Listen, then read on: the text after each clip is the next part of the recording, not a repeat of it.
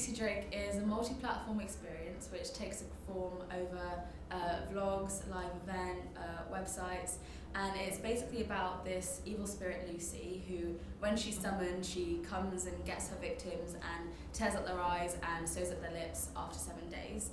And our story follows journalism student Gemma, who summons Lucy, and then over 7 days weird things begin to happen, and then she begins to realise that the legend is true and that she therefore only has 7 days left to live. Chain video is like a digital way of getting people into the story, like our digital rabbit hole. And so the purpose of it was to be sort of like shared online and put on Facebook and put on the website. And within it, it sort of explains a bit about the legend, but like through symbols and motifs, and has a bit about like the narrative and the story. And then at the end of it, it has the link to the Holding Page project, which we hope people would go on to and then sign up to the project. When we were making the Chain video, it was definitely very weird to see my character Lucy Drake come to life, because up until that moment, it just had sort of all been in my head and totally conceptualised, and so to see it brought to life with like the sewn up lips and her wig and her costume, like Vika looked amazing, and it was very surreal to see it.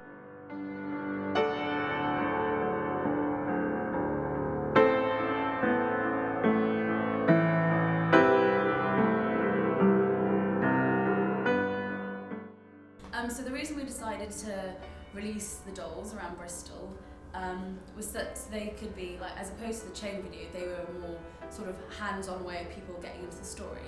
And initially when I pitched the project, I was thinking maybe we'd have some like little cards we put around places, or like posters, whatever. But then I thought that actually having something physical and hands-on which related more to the story would be a more exciting way to get people involved. Like, I think people see quite a lot of posters and leaflets around, but not really, you know, dolls' heads hanging from trees. So I thought it'd be more exciting, really. The live event provided a very, very satisfying conclusion to the whole story and the whole project.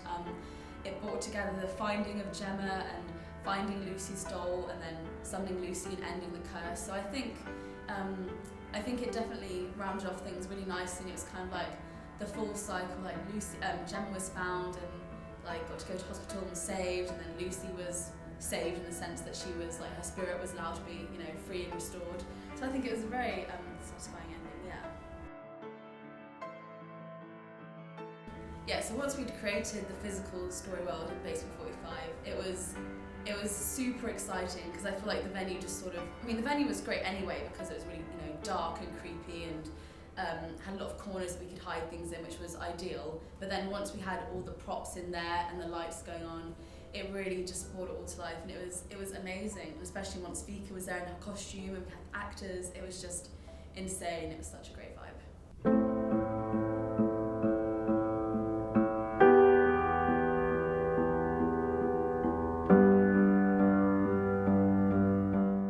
Hiding behind the bar, and the audience started to come in, and from the moment I heard Matt open the door and people take the first steps into the building, I was just crazily excited, and it was just really, really fulfilling to like hear people reacting around this space that our group had created and following the story world. And people were, you know, they were screaming and they were jumping and they were getting really involved with the story, and that was like incredible to like hear that going on. It was amazing.